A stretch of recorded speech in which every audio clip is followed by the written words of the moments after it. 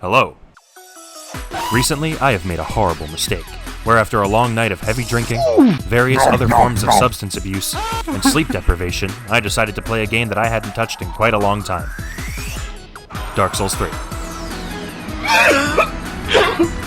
This was the first Souls game I ever managed to complete back when I was younger, so it holds a bit of a special place in my heart. And upon booting it up when I was at my lowest, I found myself making a new character and getting ready to link the fire once more. And like many times before, I found myself plagued by the age-old question: what should my build be? I hopped on an old character and perused the vast collections of weapons in the game, and that's when I came across this. Vordt's hammer. For those who don't know, this is the hammer of the second boss in the game. His looks a bit bigger than this, but I promise it's the same one. Then I got to thinking. Bosses' weapons and even their armor sets become available after defeating them, so what if I were to become the boss? So with that in mind, I got to work in the character creator, chose my class, and began my journey. A journey chock full of pain, suffering, but most importantly, glory. My journey to beat Dark Souls 3 as the Vordt of the Boreal Valley.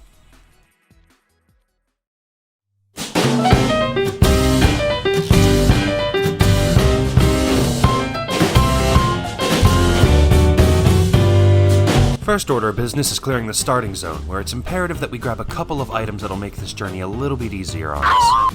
As you can see by the dinky axe in my inventory, I cannot use the hammer just yet because I do not have the stats nor the means to wield it. And if I ever want to be able to wield it, there are a few things that I need to complete first.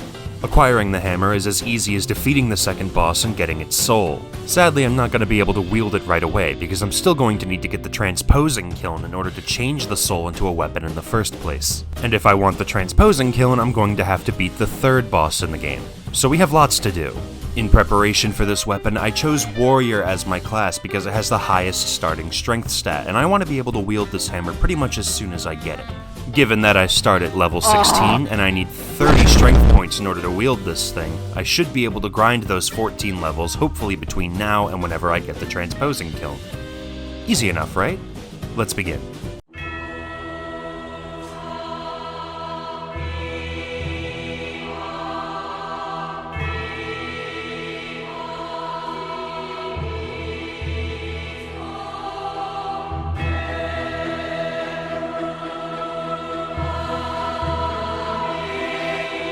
From the ashes, he rises.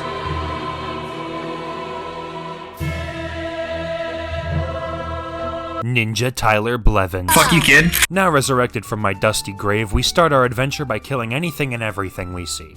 Dark Souls 3's intro isn't exactly long.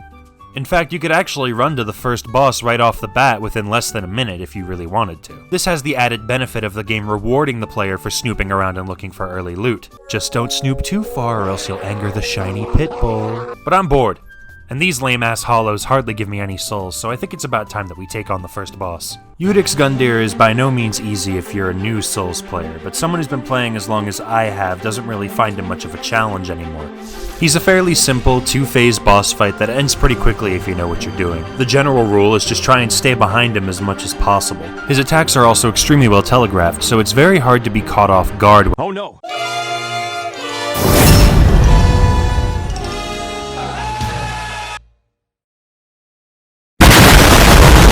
As I was saying, just stick behind him as much as you can and keep whacking away at him. He doesn't do too much damage, so you can always heal out of whatever he does to you. Eventually, once you get him around or below half health, he breaks out. But this doesn't pose much more of a challenge, the same rule applies. I hit him a few more times and bam, first boss down. With Gundyr out of the way, I now have very little to distract me from the two much more imposing challenges that lie before me in Firelink, both of which I have been dreading for quite some time, because these could either take 2 minutes or 20 minutes.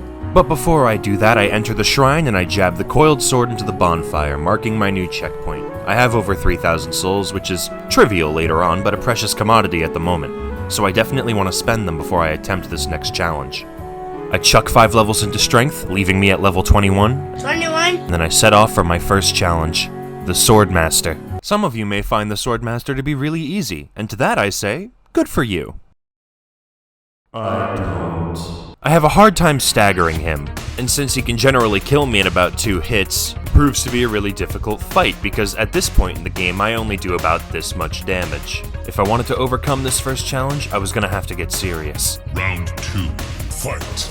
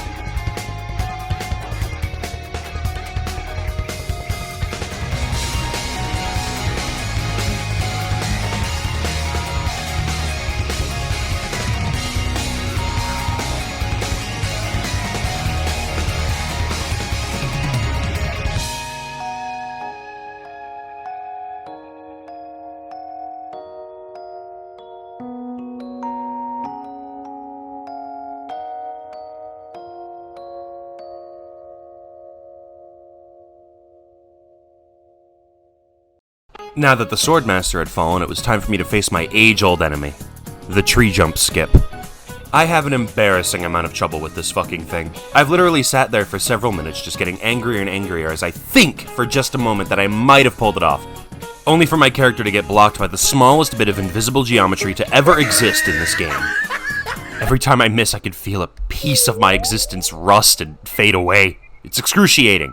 That word alone isn't enough to describe how painfully long and unfair this fucking jump skip can— Oh shit, I made it! Okay, but why did I do that?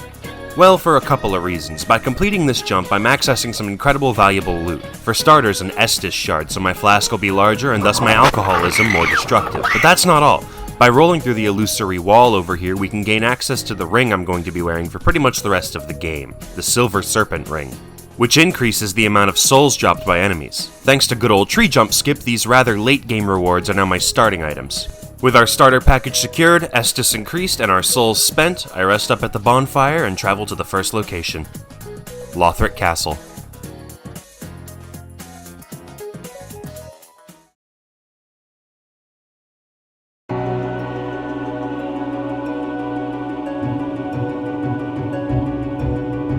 Welcome to Lothric Castle.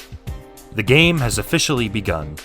Now, we still need lots of souls, so I'm gonna have to do whatever I can to get them. See these innocent praying civilians? They were probably criminals. Lothric Castle is generally pretty peaceful, if you can ignore the, teleporting RSPCA rescue dogs anyway. It's also not really too hard of a level to navigate through. At first.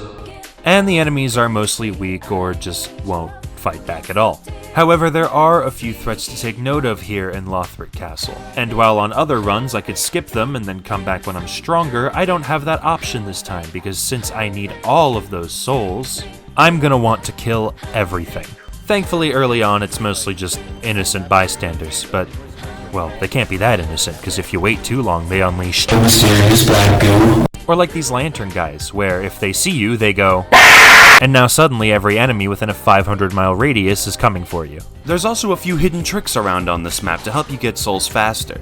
Like this big dragon, for example, who will try and kill you, but end up killing everybody else instead. Nice. It's at this point that I'm getting pretty close to the next bonfire, and I don't want to lose my souls just yet. However, there are a few more challenges that lie ahead. Ones that I have to kill since I want the souls.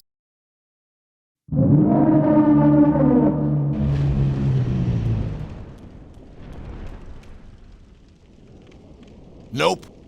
Oh, well, what do we have here? A knight that looks much more powerful than anything else I fought so far? And I'm all out of alcohol and I'm already at half health? Surely I win this now! Fight.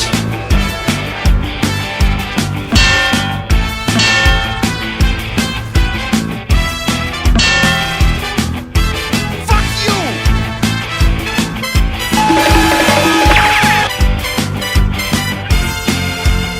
No! Ah!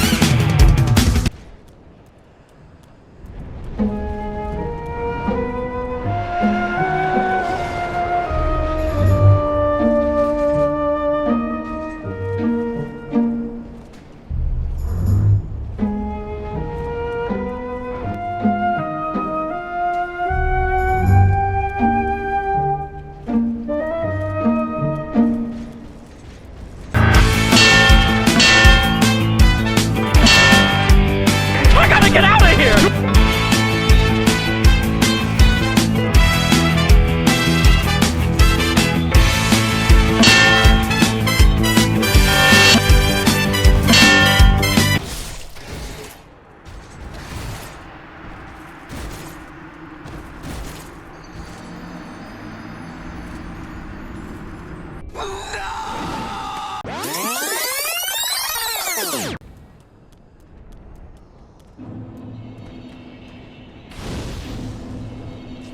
Phew! Making the strategic decision not to fight the big knight guy, I head deeper into the castle where I find more civilians, more rabid dogs, shiny lizard, more serious black guy, more knights, more alcohol,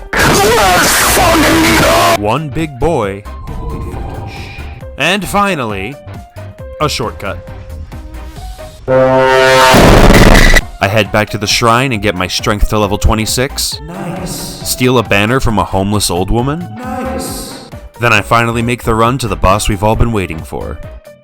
When it comes to the Vordt of the Boreal Valley, there's really only two things to take into account. His janky hitbox and the frostbite. Sometimes it feels like just his entire body is a hitbox, and it doesn't matter where you stand, you're still gonna take a hit. Thankfully, the method for dealing with him is just as simple. Roll between his legs and stay behind him, and you won't have any trouble with him at all. He's a bit tanky, which can be a problem, especially since that frostbite is always building up, and if that meter ever goes up, you take a massive chunk of damage. But outside of that, strategy-wise, it's pretty easy. Just avoid the big hammer as much as you can, and if you see him moving a little...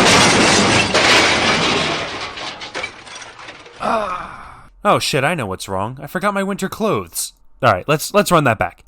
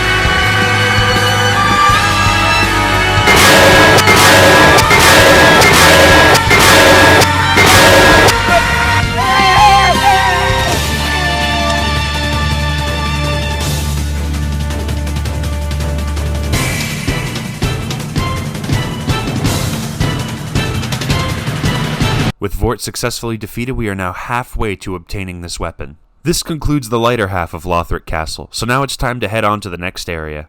I head outside Vordt's boss room, I hold up the banner, and then I get transported to the next area.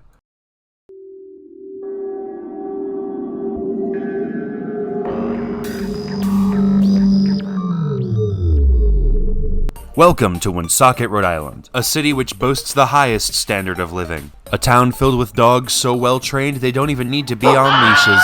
You won't find better neighbors anywhere. Make sure to check out our Sunday morning prayer circles. They're always lively and eventful. Just be careful of the homeless woman, she's a little insane. That's sinful.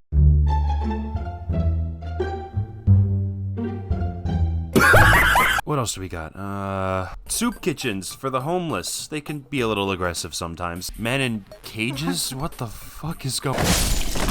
I refuse to believe that dog can move. It has no ligaments and no muscles. How can it move? He's got a point. Okay, the homeless woman found some rocks. Now we're in real danger here. Help, someone help. You'll quickly find that you really only have one true friend in this entire city. Who is it, you might be wondering? Legs! We make peace with the legs. I have 7,000 souls, so I quickly visit the Firelink Shrine and I deposit them all into my strength stat and we're strong enough to wield the hammer.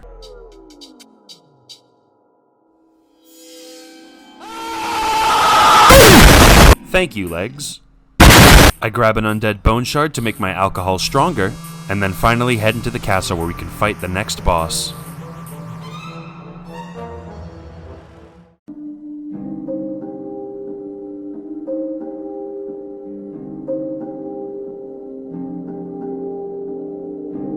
The Wise Mystical Tree is one of the very few optional bosses in Dark Souls 3. It's not exactly a difficult boss to beat, but sometimes it can be a little bit tedious depending on hitboxes and RNG. Since most of its body is made out of Wise Mystical wood, you aren't going to do much damage to it by simply whacking it anywhere. Instead, what you're going to have to do is hit it on these little pus modules. Yeah. Breaking these open will do massive damage to the boss. Once you break open all the small ones, then you can start attacking the big one in the center, and once that's busted, he gets up and then...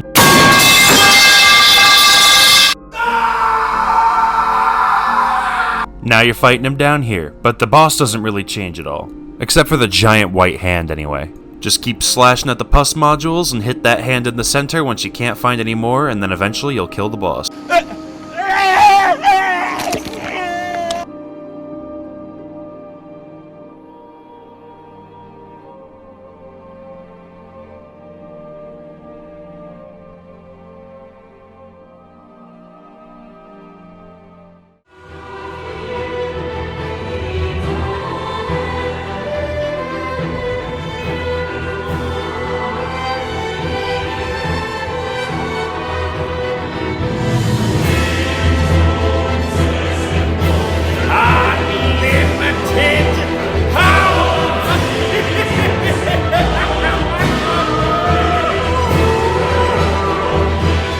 What do you say we go test this thing out?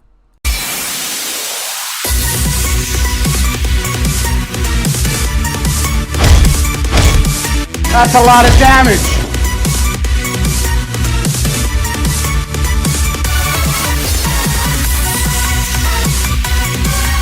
Stop right there, criminal scum!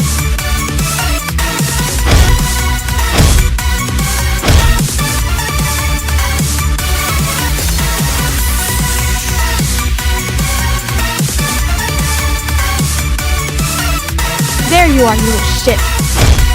On my shoulder!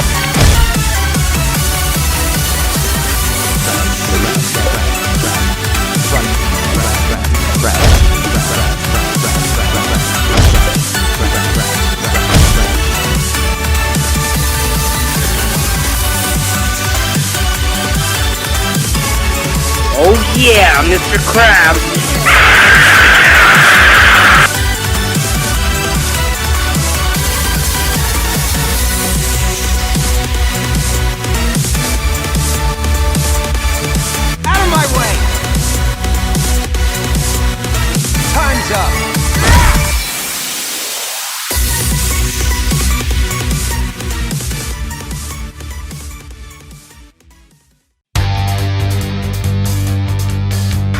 And with that, we're out of time for this video. Thanks everyone for sticking with me to the end, and I hope you stick around to see the rest. 4 bosses down in one video, so that's not bad, and now that we have the hammer, there's only better things to come. This video ended up taking a lot longer to make than I thought it would, but that's mostly due in part to the fact that the first set of clips that I had was over 2 hours long. Fortunately, as I kept recording, I had the foresight to section things out a little bit better, so each individual session going forward is just about over an hour, so it shouldn't take nearly as long to section everything out and release this video in parts. That being said, thank you for your patience, and thank you for watching. You really didn't have to. This is turning out to be a pretty fun hobby, so I'll definitely keep with it. Tune in next time to watch the Vordt of the Boreal Valley dismantle the entire Catholic Church.